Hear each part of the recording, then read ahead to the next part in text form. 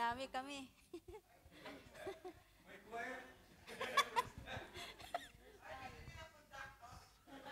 Madami kami.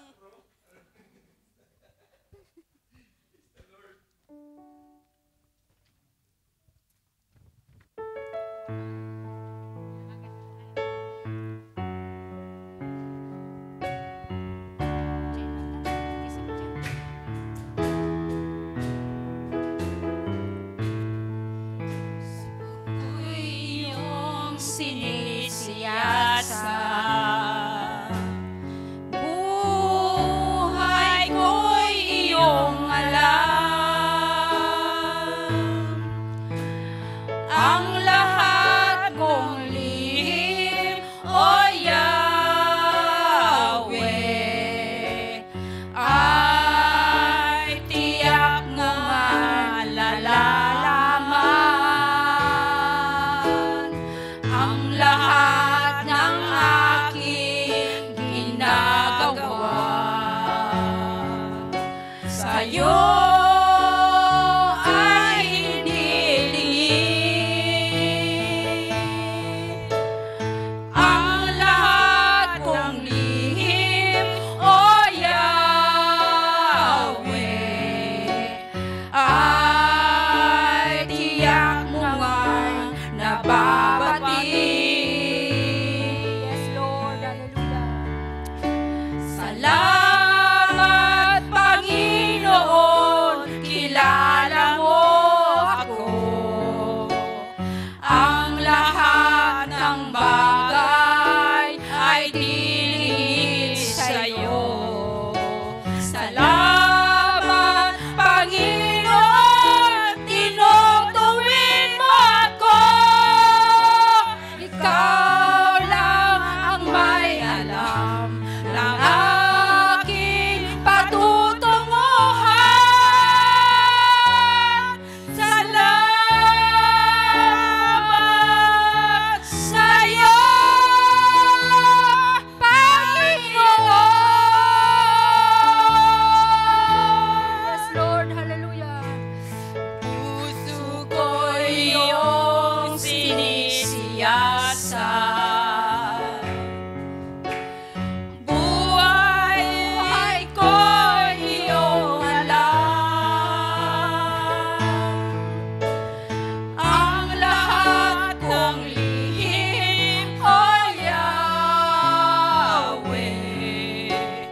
ay tiyak mo nalalaman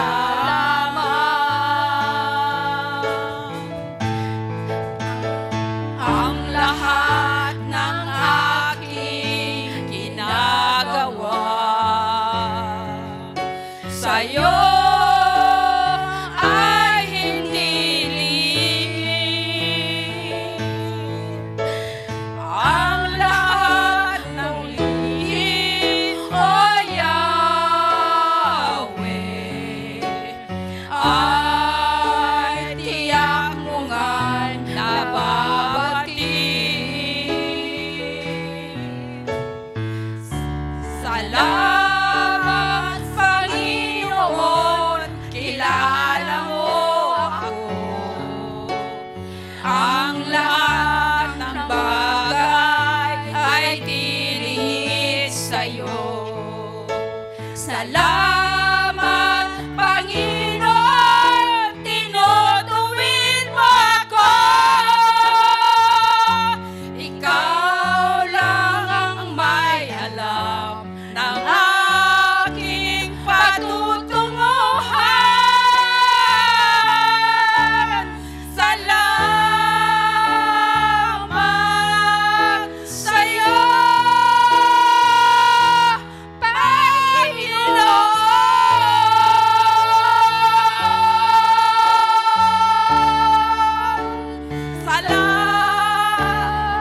Salamat sa'yo, Panginoon. Glory to Lord. Jesus. Hallelujah, Jesus. Hallelujah.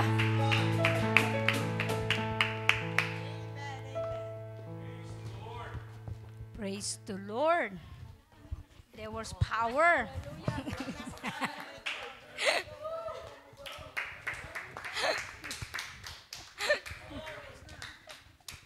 Nagising ako. So, not any further. Yes, we enjoyed the worship, singing, praising. Now it's time to feed our souls. So prepare your heart to receive the message today. It's an important message. Amen? So let us call our Pastor Bobby Librado. Let us all stand up and say, God bless Pastor Bobby Librado. God bless, Pastor Bobby Librado. Maraming salamat mga kapatid. At yan, madaydayaw ti Apo, sabi ni Brother Joel. Tanang Bisaya, dalaygo ng Diyos. Amen. Sa Panggalatok, dayawon, sabi yan? Bisaya pa rin yun. Alright, so maraming salamat sa Panginoon dahil po nakakamangha ang ginagawa ng Panginoon. And it's so amazing. Man, we're not expected, but we are doing our best for God's glory. We keep praying for the lost souls out there, but God Himself will be the one to bring growth here in this place. Amen. And thank God for a precious soul, 2 precious souls today that have been buried in water in Jesus' name. Amen. Pag-pray natin na sila po ay makapagpatuloy sa kanila pong paglilingkod sa Panginoon. Sabi ni Sister Maria Teresa, amen, sana po ituloy-tuloy na ito. This is your family. Amen. Praise God. And thank God we have a place like this na kapag nag-day off po tayo ay meron tayong tamang lugar na pupuntahan. Na hindi natin ma-waste ang ating day off kung saan-saan mga kapatid, but we are in the house of God. And thank God for that opportunity. Amen. The Lord given us the freedom to serve the Lord. Amen. Until Jesus come for His church. Okay. So, meron po siyang sombrero kasi umuulan eh. May shower. So, para maproteksyonan at hindi po kalawangin. Alright, so sa hindi na pagtatagal kasi kanina pa kayo nakatayo. Ngayon naman, mga kapatid, it's my turn naman para tumayo at mamaya kayo po ay uupo para ma-absorb po ang salita ng ating Panginoon. So, do we have a prayer request? Unspoken lahat? Okay, so ilakip natin yan sa ating prayer ngayon. So, without any further delay, if you don't mind, okay, I would like to bring this message this afternoon about the title, The Possessions of Christians While Serving God. Pastor, kailangan ba ang posisyon kung paano maglingkod sa Panginoon? Mahalaga ang posisyon. Kung kahit magbuhat ka ng isang balding tubig, kung hindi ka nakaposisyon, baka masiraan ka ng balakang. So everything, mga kapatid, God put it in a proper position. So even our Christian walk with the Lord, we need possessions. Amen. Ang paglilingkod, hindi pa atras. Kailangan tamang posisyon. Hindi rin pasikig. Kailangan paabante. Hindi pa paatras. Okay, kasi maraming Kristiyano, maraming paliko ng liko. Mga kapatid, maling posisyon po yun. So, let's come into the word of prayer. Father in heaven, maraming salamat po sa opportunity na binigay mo sa amin. Salamat sa dalawang kaluluwa na sa araw na ito ay tumanggap sa iyo. And I believe their names are already written into the book of life, O God. That every time, anytime that you will return for your church, count on them, Lord. Count on us also. Thank you so much and give me a wisdom, knowledge to expound your word, God, with the authority of your name and the powerful moving of your Spirit in our life. Envelop us, God, with your wisdom and knowledge and understanding. Anoint my lips with a double portion of your anointing. And I will preach to your people, God, with boldness, with love, and with the power of your Spirit. Father, we expect something from you. Hallelujah. An extraordinary moving of your Spirit in our soul today. We claim this in Jesus' name we pray. Amen. Shall we give a hand clap of praise? And shall we glorify the name of Jesus? Hallelujah, hallelujah. Blessed be the name of the Lord. Hallelujah. So you may take now your seat. Just fasten your seat belt. And let us come into the word of the Lord. Amen. The possessions of Christians while serving God. Kanina lang talaga ito, kagabi, sinubukan kong mag-review, pero ngayon, kaninang tanghali lang na i-finalize at on time pa rin ang ating Panginoon.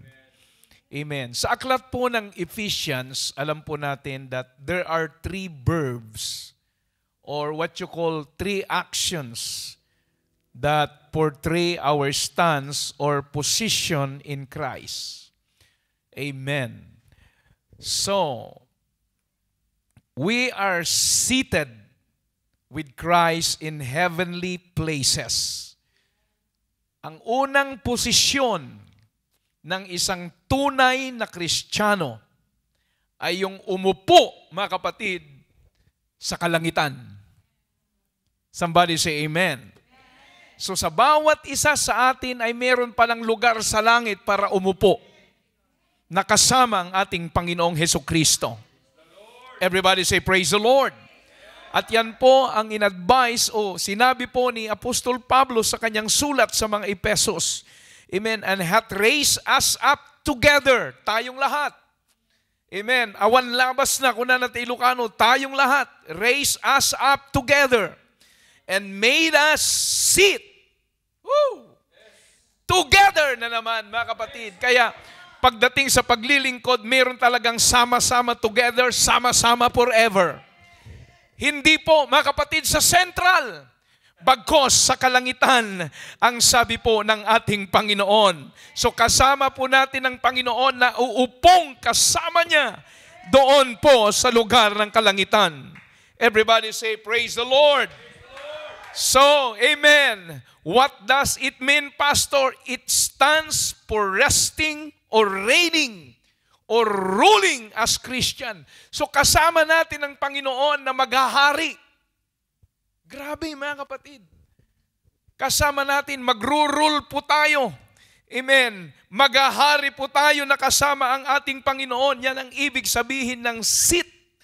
Unang posisyon po natin mga kapatid. We are seated with Christ in heavenly places. We are now rested from struggles with sin and weaknesses. Hallelujah. Pinagpahinga na tayo ng Panginoon mula po sa kasalanan na patuloy na nagpapahirap sa atin, maging ang ating kahinaan, because our fluctuating life has ended anymore. We have become victorious through Jesus Christ. Hallelujah. Magmula nung tayo tumanggap at naipanganak sa Panginoon sa tubig ng bautismo at tumanggap ng silyo ng Espiritu Santo, ang buhay natin ay hindi na fluctuated, mga kapatid. Hallelujah. Kundi tinapos na ng Panginoon. We have become now victorious through the name of the Lord Jesus Christ. Kahit may problema, ikaw ay tinalaganan ng Panginoon. Hallelujah, na mananagumpay. Hindi ka natalunan, bagkos ikaw ay matagumpay na. Dahil kasama mo at kakampi na ang Diyos sa buhay mo. Everybody say, praise the Lord. Anong sabi mga kapatid ni Apostol Pablo sa kanyang sulat sa 8:37 ng Romans? Ang sabi ng Bible, nigh in all these things, amen, lahat ng mga bagay na ito, ang sabi ng Apostol Pablo, we are more than conqueror through Him that love us. Noon ikaw ay talunan. Noon ay patuloy kang nagsasalpiti sa buhay mo. Pero ngayon na naglilingkod ka na sa Panginoon, higit ka pa sa mananagumpay. Hallelujah! You are more than conquerors. Bakit naging more than conquerors tayo? Dahil may Diyos na nagmamahal sa atin. Pangako niya, hindi kita iiwanan, anak, sasamahan kita hanggang matapos mo ang iyong lakbayin. Can we give a hand clap of worship? Hallelujah. Isn't it great that we have a God like Him? He promised to us that He will never leave us nor forsake us. At ganun din ang sulat ni Pablo sa 1 Corinthians 15:57, but thanks be to God, which giveth us the victory through our Lord Jesus Christ. Hallelujah at salamat, meron tayong Panginoon na nagbigay sa atin ng tagumpay. Nung wala kang Jesus, lagi kang talunan. Nung wala kang Panginoon, lagi kang malungkot. Hallelujah. Pero nung dumating ang Panginoon sa buhay mo, kahit maraming problema, there's something joy in your heart. Hallelujah. Na nagbibigay sigla sa iyo. Dahil alam mo na may Diyos na tutulong sa iyo, mga kapatid. That's why He giveth us the victory through our Lord Jesus Christ. Ngayon, sabihin mo sa iyong katabi, hindi na tayo talunan. Tayo na ay mananagumpay. Tayo na ay victorious. Hallelujah. Hindi sa walang pera dahil wala kang pera, talunan ka. Hindi, mga kapatid, alam ng Diyos ang iyong pangangailangan. Kahit back to square one ka, ang Diyos pa rin ang magpuprovide ng iyong pangangailangan. Gagawa't gagawa ang paraan ng Diyos upang ika'y pagpalain. Kaya sabihin mo sa iyong katabi, subok na natin ang Diyos. Hello! Hindi katulad ng Bangko Pilipino na bankrupt. Sabi nila, amen, higit na matatag, masasandalan, Bangko Pilipino. Alala nyo yan? Yung Bangko Pilipino sa Asingan, mga kapatid, na andun lang sa junction, mga kapatid, hindi nagtagal, wala pang isang taon, bankrupt. Pero ang tunay na masandalan, hallelujah, at hindi ka malulugi pag magtiwala ka sa Panginoon. Siya ang higit na makapangyarihan, higit na matatag na maaasahan. Hallelujah, sa gitna ng ating karamdaman, sa gitna ng ating kapaitan at kabiguan, sabi ni Jesus, I am with you always, even unto the end of the world. Oh, come on, shall we give a hand clap of praise and worship God?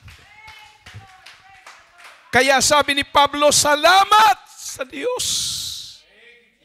Salamat sa Diyos na nagbigay sa atin ng tagumpay.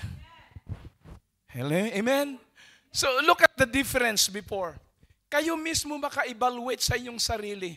Nung wala kang Jesus, mga kapatid, grabe yung mukha mo parang lapidated araw-araw. Lukot, lapidated. Walang ka-glory-glory. Pero kakaiba kapag may Panginoon ka. Kahit pasan mo ang daigdig. Dahil alam mong may pumapasan na kasama mo. Hallelujah. May puwersa sa buhay mo. Hallelujah. Kung bakit mo nakakayanan. Praise God dahil ang Diyos ang kumukontrol ng lahat ng bagay. Oh! At napaka-bless natin at binigyan tayo ng Diyos ng isang posisyon sa langit. Umupo na kasama si Kristo. Kapag sinabi ng Diyos na meron, umupo ka, ibig sabihin meron siyang sariling upuan doon. Ha? Maaring ang Panginoong Diyos ay nasa gitna ng isang malaking kanyang trono. Hindi ko alam kung nasaang pwesto ka sa kanyang kanan o kaliwa. Kasama nating uupo ang Panginoon na magre-reign. Grabe! Baka ikaw yung isa sa mga Blue Ribbon Committee niya. Yeah? Di ba? Oh. Hindi tayo tinawag na buntot. Sabi ng Bible, tinawag tayo na head. Ulo tayo. Ibig sabihin, pang ulo ka, nangunguna ka, leader ka. Hello? Baka sabihin ng Diyos sa iyo, nanay, ikaw ay nabautismo na anak, hawakan mo ang buong Ilocosur. Wow. Hindi ka naman tumangbong kandidato na maging congressman.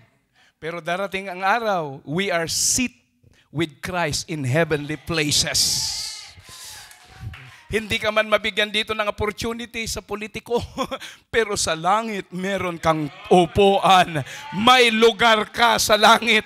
Hallelujah. At hindi na si Ferdinand Marcos, hallelujah, ang mangunguna sa atin, kundi ang Diyos, mga kapatid, na lumukha ng langit at ang lupa, ang hari ng mga hari, ang Panginoon ng mga Panginoon. Come on, shall we love Him right now? Shall we offer Him, hallelujah, worship and thanksgiving? Oh, God. Amen. Kaya, sabihin mo sa iyong katabi, siguraduhin natin na meron tayong upuan sa langit.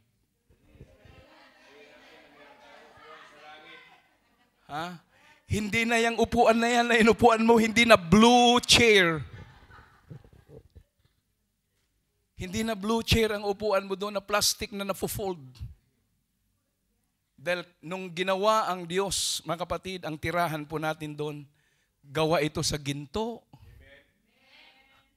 Baka yung upuan mo doon, diamond. There are 12 precious stones in heaven na siyang ginawang materialis ng Diyos para ma-build up o para ma-erect ang ating mansion. How much more sa celestial city na hinanda ng Diyos. Mayroon kang place doon.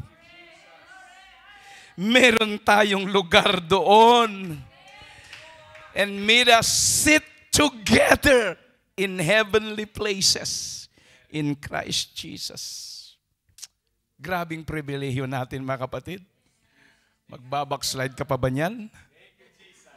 Sasayangin mo pa ba ang mga panahon na iyong ginugol at pagkatapos ng konting problema, aatras ka?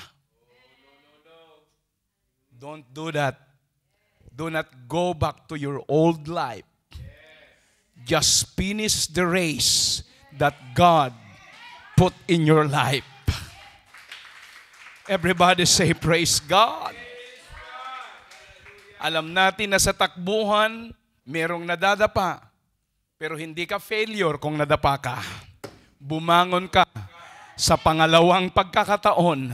Tumuloy ka pa rin na tumakbo hanggang matapos mo ang takbuhing binigay sa iyo ng Diyos. At sa dulo noon, naghihintay ang Panginoon sa iyo. Anak, bilisan mo. Magpatuloy ka kahit mabagal. As long that you will continue serving God.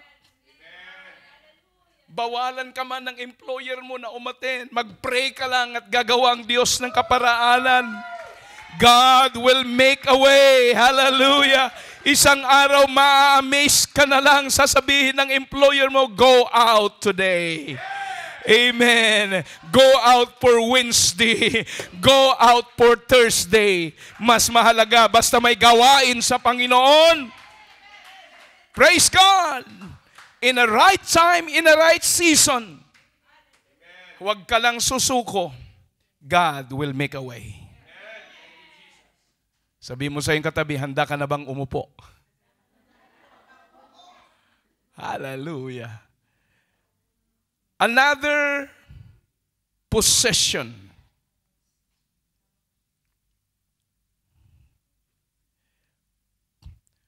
Will not sit forever, church, while serving God. Hindi buong panahon nakaupo lang tayo. Hello? Will not sit forever in serving God. We need to grow and walk. Kailangan mo ring tumayo. Kasi baka, kung lagi kang nakaupo, baka ma-arthritis ka. we need to grow and we need to walk. Paul said in Ephesians 4:1, the Bible said, I therefore, the prisoners of the Lord, beseech you that ye walk. Everybody say walk. Walk worthy of the vocation wherewith ye are called. Hindi ka lang pauhupuin ng Diyos, kundi tayo din ay maglalakad na kasama ang Diyos. Shall we say praise God? But spiritually speaking, amen, walking speaks of our service to the Lord. Amen. Yung paglilingkod natin, ito po ang ibig sabihin ng paglalakad po natin.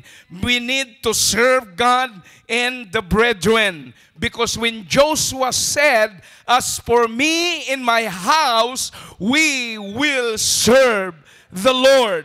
So meaning to say, this walk is a walk of faith.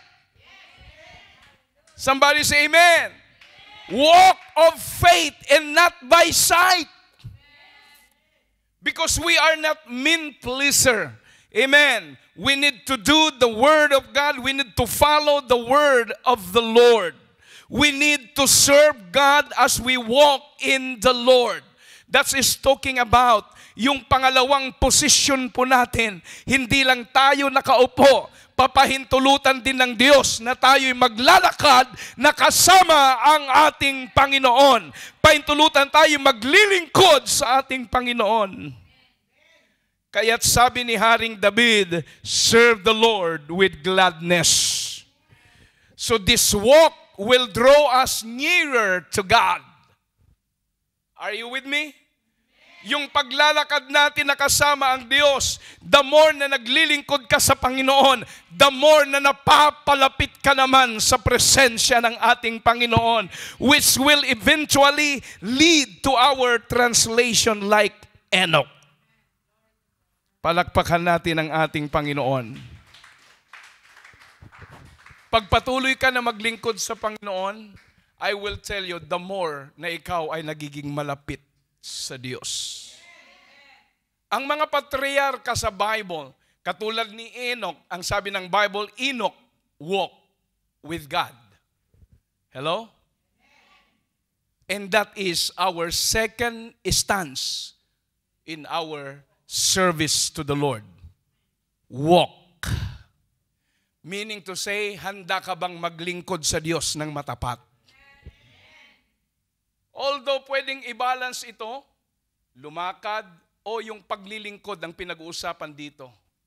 Lumakad na kasama ang Diyos, yung paglilingkod po natin sa Diyos. At ito po ay maghahatid sa atin ng totoong pagbago ng ating buhay. Habang lumalakad ka, habang naglilingkod ka sa Panginoon, ang buhay mo ay unti-unting napapattern, amen, sa kung ano ang Diyos. Kung hindi ka lumakad na kasama ang Diyos, hindi po mauugnay ang buhay mo. Hindi po mahuhulma ang buhay mo. Dahil sa paglilingkod, maraming klaseng pagsubok ang ating maranasan. Pero ang sabi ni Jesus, sasamahan kita sa gitna ng iyong pagsubok. Dahil gusto kong iporma ka ng ayon sa aking kaluwalhatian. And we shall be like Him, for we shall see Him as He is. Hello? Hindi mo makikita ang Diyos kung hindi ka lumakad ng katulad ng paglilingkod, yung katulad ng sinasabi ng salita ng Diyos. Kasi dito ka pinuporma. May hulmaan ang Panginoon. At yung hulmaan ng Panginoon, minsan masakit. Minsan masakit. Hindi nyo ba alam na yung inyong suot na sapatos, dumaan yan sa katakot-takot na pagmumuldi. Kung leather yan, kailangan may mamatay na animal para makuha yung kanyang skin. Ipaprocess yan para maging leather. Pero hindi yan nabuo kung walang hulmaan.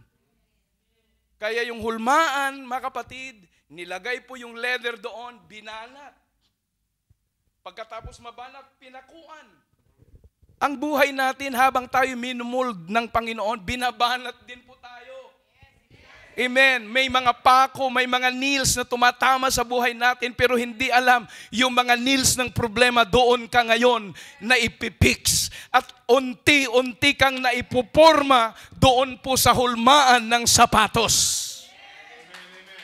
Shall we say amen? Sa paglilingkod, merong stretching yan. Dahil kung hindi mabanat yung leather, mga kapatid, lukot-lukot yan. Kaya ayaw ng Diyos na maglingkod tayong lukot-lukot. Shall we say amen? So ang hulmaan ng ating Panginoon ay ang kanyang salita. Kapag habang binabasa mo ang salita ng Diyos, na-stretch yung pananampalataya mo. Panginoon, ang hirap naman nito. Di ba? Pag may nabasa ka sa kanyang salita, parang yung faith mo nababanat. Lalo na pagdating sa kabanalan. Pero hindi mo alam, the more na na-stretch ka, the more na ang buhay mo ay naipupurma sa hulmaan ng Diyos. Shall we say praise God? Hallelujah. At pagkatapos maporma, mga kapatid, at maayos, sapatos na ang kinalabasan. Amen. Kaya yung inipon mong pera para makabili ng sapatos, suot mo na ngayon. Pero saan mo nakita? Sa display. Bakit mo nakita yon? Dahil naka-display. Ang buhay natin, dinidisplay din ng Diyos sa sanlibutan. Shall we say amen? Para makita ng world na ikaw ay unique. Ikaw ay kakaiba, mga kapatid. Hindi ka na taga rito, kundi ikaw ay taga langit. Bakit dumaan ka sa hulmaan ng Diyos? Shall we say praise God? Hallelujah. At iyon ay tayo na patuloy na hinuhulma ng Diyos ng ayon sa kaniyang wangis. Oh, hindi ka lang taga-upo sa langit. Kailangan ka ring maglingkod. We need to walk, we need to sit and walk. So another stance, another possession of a Christian while serving God. You don't need to sit and walk every time. You also need to stand. Hello. And what does standing denote, Pastor? If that is the third instance of our Christian walk with God, what does standing denote? You know, standing precedes walking. Correct. Hindi ka makalakad kung hindi ka tatayo. You cannot walk without standing first. So meaning to say, standing is a position of warring or fighting. Hello! Kaya sa paglilingkod, kasama ang pakikipagbaka. So kapag makipagbaka ka, hindi ka pwedeng nakaupo. Kailangang tumayo ka. May posisyon ka sa harapan ng Diyos laban sa mga pagsubok sa buhay. Amen. At hindi tao ang kalaban mo. Hindi yung katabi mo. Amen. Kundi ang sabi ng Ephesians 6:12, for we wrestle not against flesh and blood, but against principalities, against power, against the ruler of the darkness of this world, against spiritual wickedness in high places. Yan ang ating kaaway, mga kapatid. At hindi mo madadaig niyan kung manatili kang nakaupo. Kailangan mong tumayo. You don't fight sitting or walking, but standing. Everybody say, praise the Lord.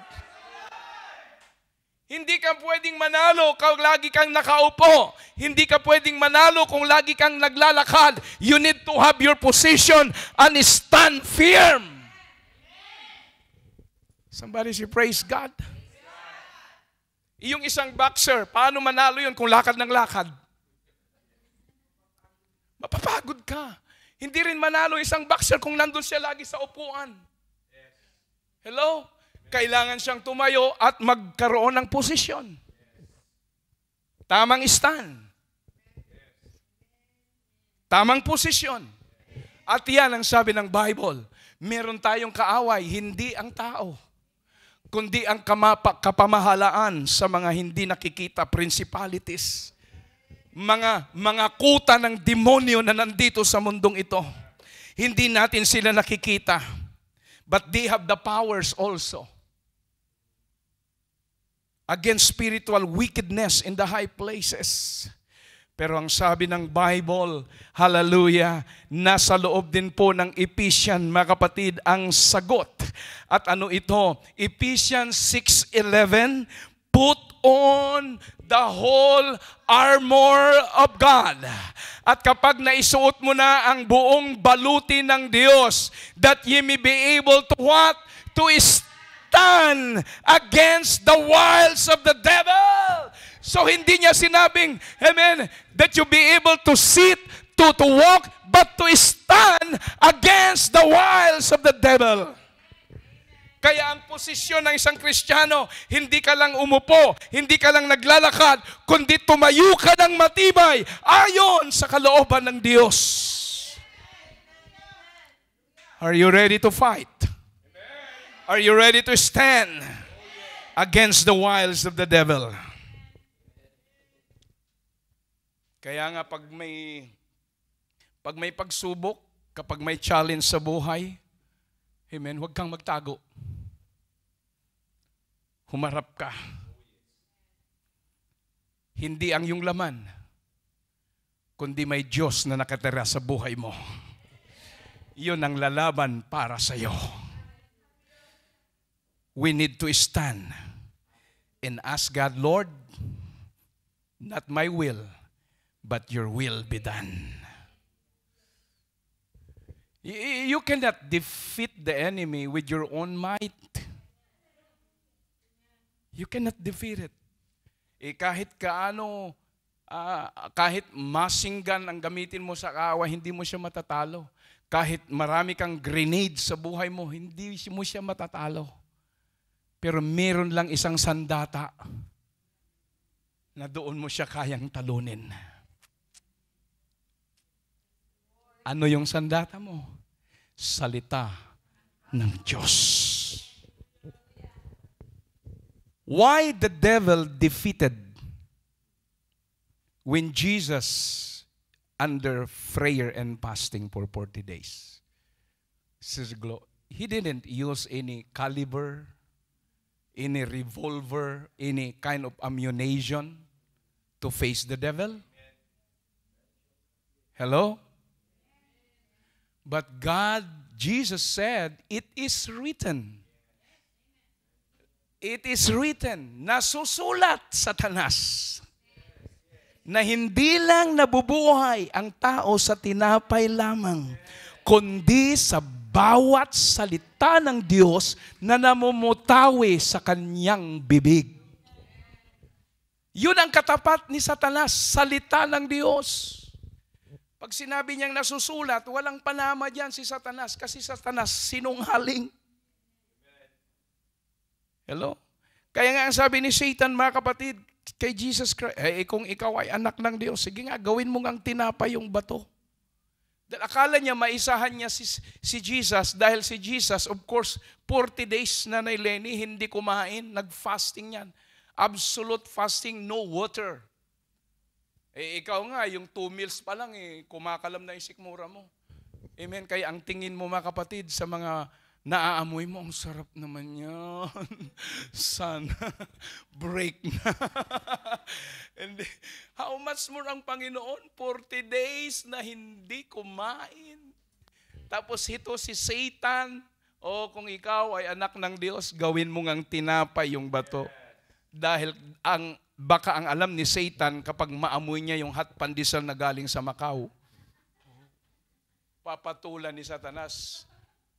No. Hindi ikaw ang mag-utos sa Diyos, Satanas. Ang Diyos ang mag-uutos sa iyo. Shall we say amen? Pero hindi na-discourage si Satanas. Inulit niya ulit. Baka sakaling makahanap siya ng open point. May chance pa rin, baka makasilip siya ng butas. Na maisahan niyang Panginoon. Hanggang 3, hindi niya maisahan. Shall we say amen? Kaya alam niyo, napag-usapan namin ni Brother Joel kay Pastor Enzo, lagi kong sinasabi ito mga kapatid, masarap na i-adapt yung meron kay Satan. Si Satan bad. Ayaw natin si Satan. Pero merong isa sa kanya na pwede nating kunin eh. At yan ang good sa bawat isa sa atin. Yung kanyang fighting spirit. Yung kanyang fighting spirit. Shall we say amen? Kasi kapag nakuha mo yung fighting spirit ni Satan, wala nang laban si Satan. Lagi nang discourage. Kasi si Satan, hindi yan nadi-discourage. Mapalayas mo ngayon, mamaya susundan ka niya. Minsan tayo mga kapatid, di ba? Kunting pitik lang ng pagsubok, ayoko nang babalik sa new life. Amen? Hindi lang masagot sa kanyang text.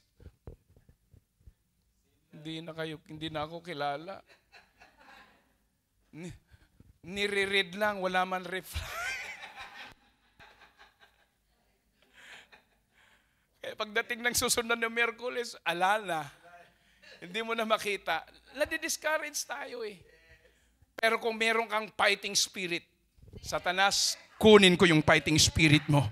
Hallelujah. Hindi man ninyo ako replyan, pero pupunta pa rin ako sa church. That's fighting spirit. Amen. So, nakaposisyon ka. Naka-stand ka. Na kahit anong pressure, nakatayo ka pa rin. That one of our position in our Christian life. Ready to fight ka, mga kapatid. Amen. Hindi ka umaatras, sumusulong ka sa kaaway. Everybody say amen. At ang sinusulong mo, meron kang salita ng Diyos na kapag may discouragement, meron kang kinukot na salita ng Diyos. Kapag dumating, mga kapatid, ang kabiguan, hindi ka nag-iisa. May sinasabi ka. Ang sabi mo, the Lord is my shepherd. I shall not want. He maketh me to lay down in green pastures. He leadeth me beside the still waters. Walk through the valley of the shadow of death. I will fear no evil. Thou art with me. Then there is up. Thy comfort me. Siguro ang itsura ni Satanas habang kinukot mo yung mga verse na yun, parang asong yung buntot niya, yung bahag niya nakaganyan, ready to run away. Pero ikaw, umaatake ka. Amen. Ikaw ay offensive. Hindi ka defensive. Kapag may pagsubok, hindi ka umaatras. Sumusulong ka, offensive ka eh. Dahil may salita ka ng Panginoon. Hallelujah. Na panama-palangga sa mga pagsubok.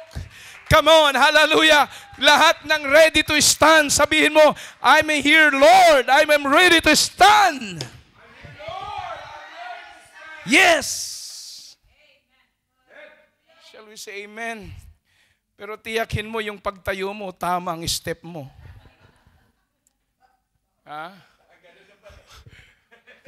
Ganun lang ang pumuposisyon ka pala eh. Yung tsinelas niya. May kalaban, inalis yung Spartan niyang tsinelas o bantex. Sige, mataki ka kundi. Alam mo kung pumaster. Nung inatake sa kinawit niya yung bantex niya, takbo! Sa takot.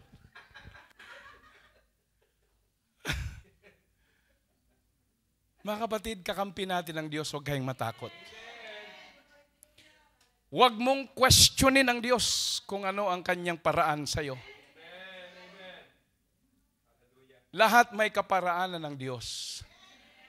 Sumunod lang tayo. Dahil kung ipilit mo yung kaparaanan mo, baka disgrasya ang aabutin natin. Somebody say amen? Maalala ko, mga kapatid, yung pong isang tao na pagod sa kanyang paglalakbay.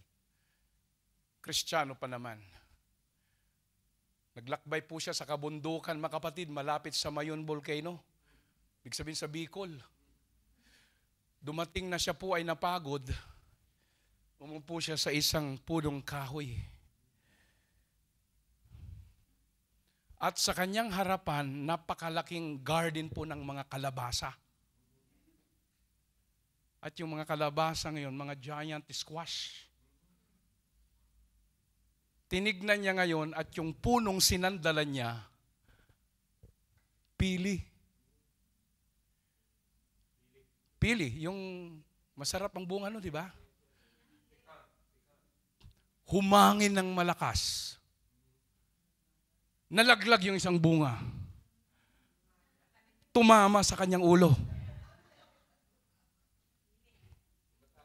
Pero bago humangin, meron siyang question sa Diyos. Ang sabi niya, mali ang Diyos. Baliktad, dapat ang bunga ng kalabasa niyan ay kasiliit ng bunga ng pili. At yung bunga ng pili kasing laki ng bunga ng kalabasa. Mali ang Diyos, sabi niya. Tinuruan niya ang Diyos eh. Kasi ang liliit ng bagay ng kalabasa tapos ang bunga niya ang lalaki. Tinignan niya yung pili, ang laking puno, pero ang bunga niya maliliit. Kaya ang sabi, mali ang Diyos. Dapat yung ganong kalaki doon sana sa kalabasa. Mamaya-maya humangin ng malakas. May nalaglag na isa, tumama sa ulo niya. Pagkita niya ang bunga ng pili, tama ang Diyos.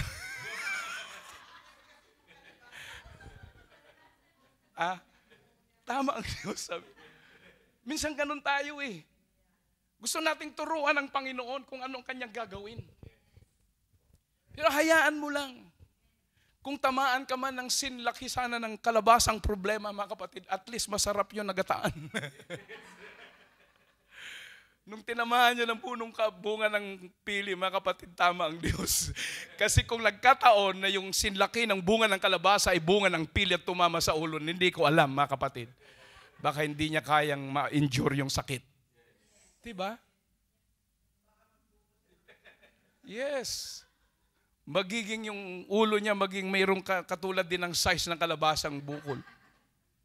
Kaya lahat ng bagay, mga kapatid, ang Diyos kapag nagbigay ng sitwasyon, nasa order yan. Humingi ka lang sa Panginoon, ito ang tip ko sa inyo. Humingi ka lang sa Panginoon ng konti pang dagdag na lakas. Kung meron tayong pinagdadaanan, sabihin mo sa Panginoon, Lord, para ma-endure ko ito, supply me more with your strengths hanggang mapagtagumpayan ko ito. Shall we say amen? Kasi hindi mo alam na yung paraan ng Diyos, doon ka pala hinuhubog ng Panginoon. Shall we say praise God? Dahil ipinuposisyon ka ng Panginoon sa tamang posisyon. Dahil kung mali ang posisyon mo, baka matumba ka, baka mawala ka sa paglilingkod. Kaya magtiwala lang tayo sa kalooban at nais ng Panginoon sa buhay natin. Come on, kung mahal mo ang Panginoon, can we worship God? Can we love Him? Oh, hallelujah, hallelujah. You see, 3 beses na binalangkas ng Diyos.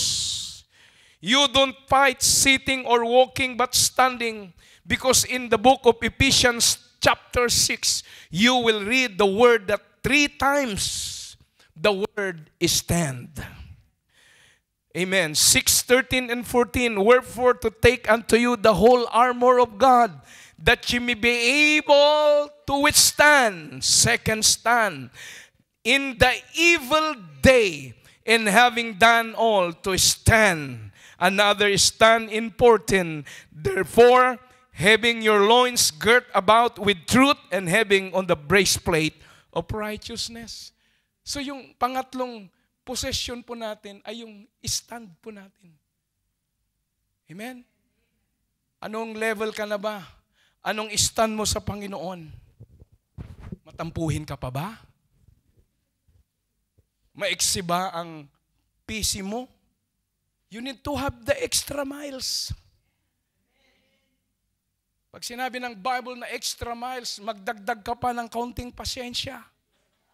Kung bugnutin ka, Lord, give me more extra miles so that I might stand properly to face the enemy. Now, what is necessary to stand, church? Why this kind of position is very important?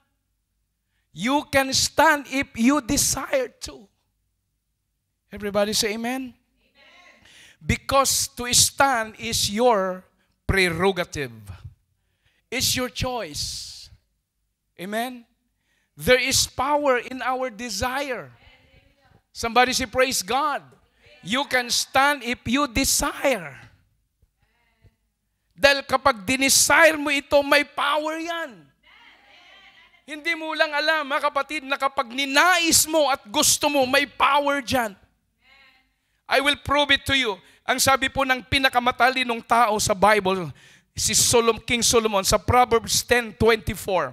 Amen. The fear of the wicked, it shall come upon him. But the desire of the righteous shall be granted. Everybody say amen. Kaya kapag naglingkod ka, huwag kang atras, huwag kang susuko. Amen. Hallelujah. I-desire mo pa rin, mga kapatid, maglilingkod ako sa iyo, Panginoon. Kahit anong mangyari. Sikapin mo pa rin, mga kapatid, ang tumayo. Dahil ang desire, ano ba sa Tagalog pa nito, mas malalim? Ang nais mo, mayroon pa, mas... minimithi mo. Minimithi mo. Lalo na sa mga matutuwid, hindi ka mabibigo. It shall be always granted. Pag sinabing granted, mga kapatid, yes, lagi yan. Somebody say amen? Kasi hindi kayang i-deny ang Diyos ang mga matutuwid kapag nag-desire po sila. Shall we say praise God? Kaya alam mo yung stance mo sa Panginoon. Kapag tama ang stand mo, mga kapatid, you are in a right place. At kapag nag-desire ka sa Panginoon, it shall be granted. Palakpakan natin ang ating Diyos, mga kapatid. Oh, hallelujah! Kahit si Haring David, amen, kanyang in-applause po tayo sa 37:4 ng Psalms. Delight thyself also in the Lord, and He shall give thee the desire of thine heart. Ano ang minimithi mo sa buhay, kapatid? Ano ang dinidesire mo sa buhay mo para sa Diyos? Sana tama yung application natin when it comes to desire, yung minimithi natin. For me, I don't want to serve the Lord because of heaven. My desire is to be like Him. Kasi hindi mo makikita ang Diyos kung hindi mo ma-desire na maging katulad niya. Yung kanyang glory, yung kanyang salita. It's my desire. Every day in my life is to walk with you. Amen? Ma-pattern ang buhay ko sa iyo. Masunod ang nais mo. Whether you like it or not. Na kapag masunod mo ang nais ng Diyos, dadalhin ka ng Diyos sa langit. Kahit hindi mo i-desire na maglangit, dahil ang desire mo, mga kapatid, ma-please mo ang Diyos sa buhay mo araw-araw. Gusto mong matuwa ang Panginoon at gusto mong sundin ang kanyang kalooban. At yung pagsunod mo, yun ang magdadala sa iyo sa buhay na walang hanggan. Come on, palakpakan natin ang pangalan ng ating Panginoon. Kaya nga, mga kapatid, the desire of the righteous shall be granted. And He shall give thee the desire of thine heart. So to stand requires willpower. The power of decide, the power to choose. Somebody say amen. Because you can if you think you can. You can stand if you think you can. You can stand if you will try.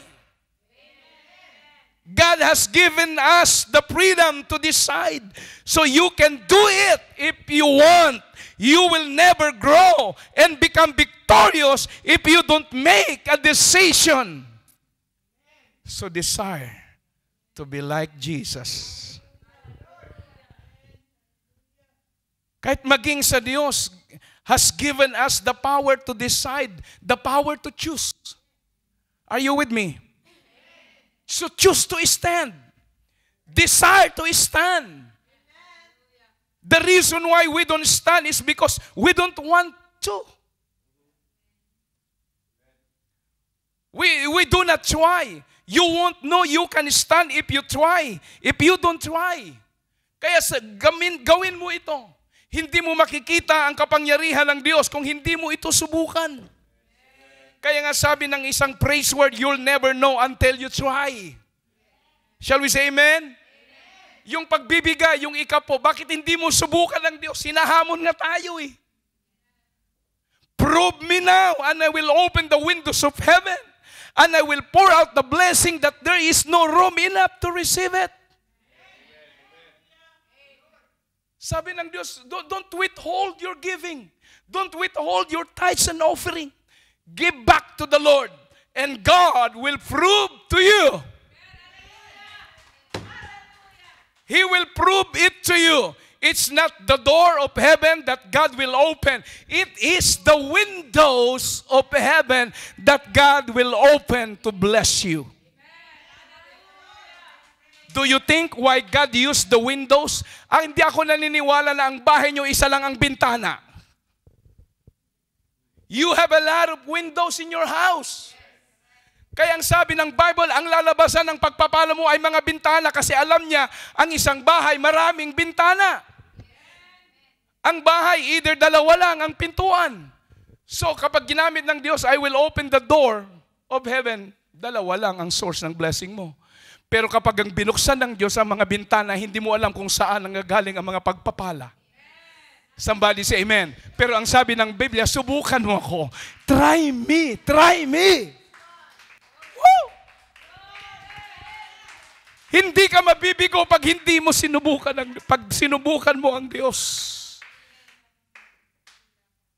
Alala ko si Pedro. Of course, sino ba naman ang tao, mga kapatid, na sabi ng Panginoon, come. Is that you, Lord? Because Peter and the apostle, the rest of the apostle, thinking it is a ghost. Ang Panginoon nandun sa ibabaw ng tubig, malayo sa kanila, medyo malapit-lapit sa kanilang bangka. Ikaw ba yan, Panginoon? Yes, it is me. Because I want to go with you. Come, Peter. Paano nga Danom.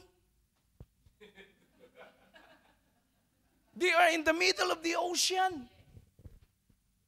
Danom. How can I walk? Pero ang Panginoon ang nag-i-invite. Ang Panginoon ang nag-challenge. Sabi niya, come. May ka dito eh. Siguro sa isip ni Peter sa kanyang humanyak nga. Siguro sa una, ganyan. Natangkan mo't. Natangkan mo't ko na. Matigas naman. Pero tubig eh. In our human thinking, walang mag-ano talaga eh. Susubok. Pero dahil sa kanyang pananampalataya at alam niya kung sino yung nag-challenge sa kanya na pumunta doon. By faith. By faith. Ngayon, Panginoon, kung sinusubukan mo at sina-challenge mo ako, lalakad ako sa tubig. Unang step, siguro, as human, depul na pa, siguro niya. Pero nakita niyang medyo solid, okay na to ha. Hallelujah! Lumalakad na siya sa ibabaw ng tubig. Hello! Pag challenge ka ng Panginoon, sumunod ka lang para ipakita ng Diyos na siya ang totoong Diyos, mga kapatid. Sa mga dangerous situation, mga kapatid, challenge the Lord because God also challenge you. Kaya pagdating sa sitwasyon, Lord, ika po, ang laking kakulungan ng sweldo ko to. magpapadala pa ako, allowance ko pa, bayad pa sa kinas-advance ko. Ang dami, no? Kwentahan ka. Kukwentahan mo ang Diyos, hindi mo kayang kwentahan ang Diyos. Kasi ang kanyang bubuksan, bintanas, windows. Kaya ang blessing ng Panginoon, Bird Joel, hindi magkukulang. Hindi magkukulang. There's a lot of way that God will bless you. Amen. Kaya nga, maging yung kaaway mo, gagamitin din ng Panginoon para pagpalain ka. Somebody say amen? Yung kapitbahay mo na laging galit sa'yo, isang araw hindi mo alam, pinadigwan na kagaya mong tikwa. Ha? Tinulang manok. Ganyan ang Panginoon. Hello? Sumunod ka lang. Ma-amaze ka sa gagawin ng Diyos. You need to check your stand. Amen. Ready to go forward. Not ready to go backward. Pumosisyon ka at ang Diyos ay handang magbuhos ng kanyang masaganang pagpapala. Pwede ba nating sambahin at purihin ang ating Panginoon? Hallelujah! So let's stand or desire to stand because God honors your desire. Everybody say, praise the Lord. Come on, hallelujah, in Jesus' name, in Jesus' name. You can stand if you are strong, my friend. Praise God. Tumayo tayong lahat sa oras na ito. Alam niyo mga kapatid, before I'm going to close this message, ang bata, yung baby, di pa pwedeng tumayo dahil weak pa ang kanyang tuhod, right? He needs to be carried. That's baby. He can only lay down, he can only crawl, and he can only sit because he is dependent on adults. That's a baby. He can dependent on his mother, his father to carry him. But when he grows up, he becomes strong and can now stand up on his own and even run. And take note, the baby's strength did not come by chance. He need time. He need food. He need care. He need practice. He is fed up with sitting, being carried. He wants to stand and walk by himself. So, he tries to stand up, though nahihirapan siya, natutumba siya, nasasaktan siya, but with his patience, he eventually walks. Shall we say amen? Because according to the psychologists, as baby has to fall 200 times before he can stand and walk. Are you with me? So you can stand if someone is holding you. Because a baby or a weak man na gustong tumayo, dapat turuan at alalayan ng nanay, alalayan siya ng tatay. Nobody or no baby can walk, stand by himself. A baby needs to be supported, needs to be held. You may not be able to walk by yourself because you're still young or weak dahil walang tumutulong sa iyo. Walang humahawak sa iyo. But you're not alone, church. Hindi ka nag-iisa. Meron pong Wednesday group para sa iyo. May kapatid na para sa iyo. But above all, hallelujah, our help comes from the Lord. Hallelujah. That's why Psalm said, I will lift up mine eyes unto the hills, from whence cometh my help. My cometh is from the Lord, which made heaven and earth. Can we give a hand clap of praise? Hallelujah. So, Your Christian life is a walk with God. And without God, we can do nothing. Kailangan po natin ang Diyos sa ating buhay. But with Christ, you can do all things. Hallelujah. You can walk, you can stand, you can fight, you can win. Why? Because God helps, hallelujah, and sustain us with His power. Not by might, nor by power, but the Spirit, saith the Lord of God. Kaya kapatid, hindi ka dapat nakahiga, hindi ka dapat nakahantusay, hindi ka dapat nakaupo lagi. You need to stand and fight the battle. It's not enough to sit. It is not enough to walk. You need to fight. That's the Bible said, fight the good fight of faith. Lay hold on eternal life, whereunto thou art also called, hast professed a good profession before many witnesses. And you can fight if you stand. And if you tried and failed, don't lose your hope. Wins the group. He is here to help you. He'll make you stand. Bumagsak ka man, matisod ka man, mabigo ka man. Hallelujah. But cheer up. Try again. He will hold you up. God knows your situation.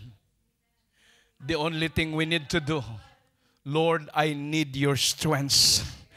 I need your power to sustain my life to continue in the midst of this chaos world.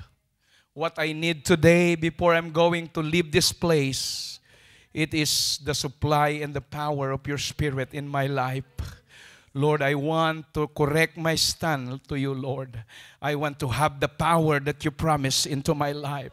I want to renew in your Spirit today, oh God. I want to be refreshed in the power of your Spirit. Hallelujah. Wins the group. Muli tayong iigib sa balon ng kalakasan. Mula tayong iigib sa kalakasan na bigay ng kanyang Espiritu. Do not go home, hallelujah, without the fresh anointing of God in your life. Go home filled in the Spirit of God. Go home with an overflowing power of God in your life. Hallelujah. And you can do that when you come into the altar right now. Hallelujah. Come on. Hallelujah. You can do that. Hallelujah. And God will move to you powerfully because of God's help, because of God's power. My daughter, not by might, nor by your power, but it is my Spirit. Hallelujah. Kapatid, wins the group. Hallelujah. You need to stand and fight your battle. It is the power of God. It is enough, hallelujah, to continue serving God. You can fight if you stand in your faith. If you tried, hallelujah. If you are tried, if you are filled, don't lose your hope. He is here right now in this place. He is willing to help you. He is willing to make you to stand. Hallelujah. Meron tayong mga ups and downs sa buhay. Pero nangako ang Diyos. Hallelujah. Tutulungan kitang tatayo, anak. Hallelujah. Tutulungan kitang babangon muli. Hallelujah. Tutulungan kitang maglakad hanggang makaposisyon ka sa tamang posisyon ng paglilingkod. Oh, come on, wins the people. Don't lose your hope. Don't lose your hope. He is here to help you. He is here to pour out His Spirit on your soul today. Hallelujah. Sige, enjoy mo ang kapangyarihan ng Diyos. Enjoy mo ang kanyang banal na Espiritu. Hallelujah, Lord. Hallelujah. Renew my soul, oh God. I want to speak again with an unknown tongue. I want to refresh in your Spirit. Hallelujah. Hallelujah. Come on. Hallelujah. As I have said a while ago, is that your desire to be filled in the Spirit? Yan ba yung mitihiin mo ngayon? Yan ba yung minimitihi mo, Lord? Puspusin mo ako ng iyong Espiritu. Puspusin mo ako, Panginoon, ng iyong kapangyarihan. In Jesus' name, in Jesus' name. Hallelujah. Come on. Let's have revival. Wednesday group. Hallelujah. Huwag mong sayangin ang pagkakataon na nasa altar ka ngayon. Sabihin mo sa Panginoon, Panginoong Diyos, hallelujah, kailangan ko ng apoy ng iyong Espiritu ngayon, Panginoon. Kailangan kong maapuyan muli ng iyong kapangyarihan. Come on, desire to be filled in the Spirit of God. Oh, yes, yes, yes. Hallelujah! Be filled in the Holy Ghost. Be filled in the Spirit of God. In Jesus' name. In Jesus' name. Hallelujah! Hallelujah! Yes! Yes! Oh God, hallelujah. In Jesus' name. In Jesus' name. In Jesus' name. Hallelujah. Come on, hallelujah. Let's have revival right now. Let's have the Spirit of God pour out in your soul. Hallelujah. Speak with an unknown tongue right now. Hallelujah. Be filled in the Spirit of God. Be filled in the Spirit of the Lord. Oh, magnify the name of Jesus. Magnify the name of Jesus. Oh, hallelujah. Punuhin mo ang mga uhaw naming kaluluwa, Panginoon. Punuhin mo ang aming kaluluwa.